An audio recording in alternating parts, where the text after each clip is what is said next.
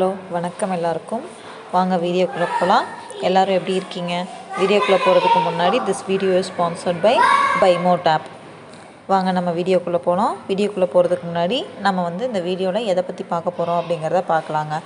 இப்போ ஜென்ரலாகவே நம்ம குழந்தைகளுக்கு எதை கொடுத்தா அவங்க நல்லா ஹெல்த்தியாக இருப்பாங்க, எது ஆரோக்கியமானது அப்படிங்கிறத நமக்கு தெரியாது. இப்போ அதுக்கு பதிலாக நம்ம என்ன பண்ணுறோன்னா ரசாயனம் கலந்த அந்த பொடி இந்த பொடின்னு சொல்லி வாங்கி கொடுக்குறோம். ஃபார் எக்ஸாம்பிள் இப்போ தாய்க்கு மதர் ஃபீடிங்குக்காக மதர் ஹார்லிக்ஸ் வாங்கி கொடுக்குறோம்.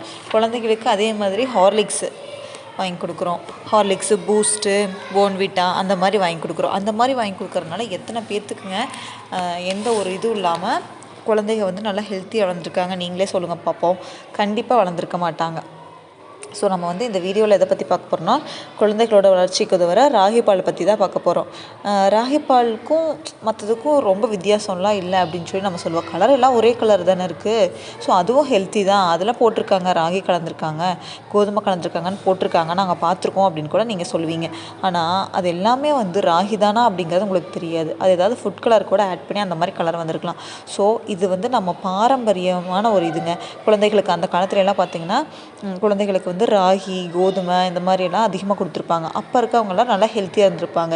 இப்போ நம்ம எவ்வளோ தான் புத்தி வச்சாலும் அவங்களுக்கு ஹைஜீனிக்கே அப்படிங்கிறது நம்மளால் 100% கொடுக்க முடியாது.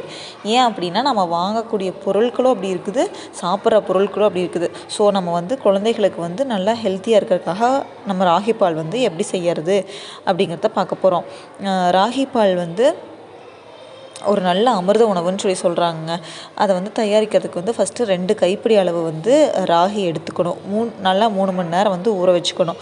ஊற வச்சு அதை அரைச்சி துணியில் நல்லா வடிகட்டிக்கணும். வடிகட்டி பசும்பால் சேர்த்து பசும்பால் நல்லா கொதிக்க வச்சு அது கூட பனை வெல்லம்லாம் போட்டு குழந்தைகளுக்கு டெய்லியும் கொடுக்கும்போது குழந்தைகளுக்கு நல்ல உடல் வளர்ச்சி கிடைக்கும். அது மட்டும் இல்லாமல் ராகி போன்ஸுக்கு நல்ல ரொம்பவே போன்ஸ்க்கு எல்லாத்துக்கும் ஒரு இம்யூனிட்டி கிடைக்கிறது அப்படின்னா அந்த ராகி தாங்க. ஸோ குழந்தைகளுக்கு நீங்கள் நோய் எதிர்ப்பு சக்தி கிடைக்கணுமா, எலும்பு வலிமை கிடைக்கணும் அப்படின்னு சொல்லி நினச்சிங்கன்னா கண்டிப்பாக இந்த ராகி பாலை கொடுத்து ட்ரை பண்ணி பாருங்கள். அதை விட்டுட்டு பூஸ்ட்டு, ஹார்லிக்ஸு, செர்லாக் அப்படின்னு சொல்லி கொடுத்தீங்க அப்படின்னா அது உங்களுக்கு பார்க்குறக்கு வேணால் குழந்தைங்க நல்லா புஸ்னு வருவாங்க. ஆனால் உண்மையானுமே அவங்களுக்கு உடம்புக்குள்ளே இம்யூனிட்டி பவர் இருக்கா அப்படின்னு கேட்டிங்கன்னா கண்டிப்பாக இருக்காது. ஸோ இந்த ராகி பால் கொடுத்தீங்க அப்படின்னா நேச்சுரலாகவும் இருக்கும், எந்த ஒரு சைடு எஃபெக்ட்ஸும் இருக்காது. குழந்தைகளுக்கு ரொம்ப ஹெல்த்தியான ஒன்றுங்க. ஸோ கண்டிப்பாக அதை ட்ரை பண்ணி பாருங்கள். இஃப் சப்போஸ் உங்களுக்கு இது பிடிக்கல அப்படின்னா ப்ளீஸ்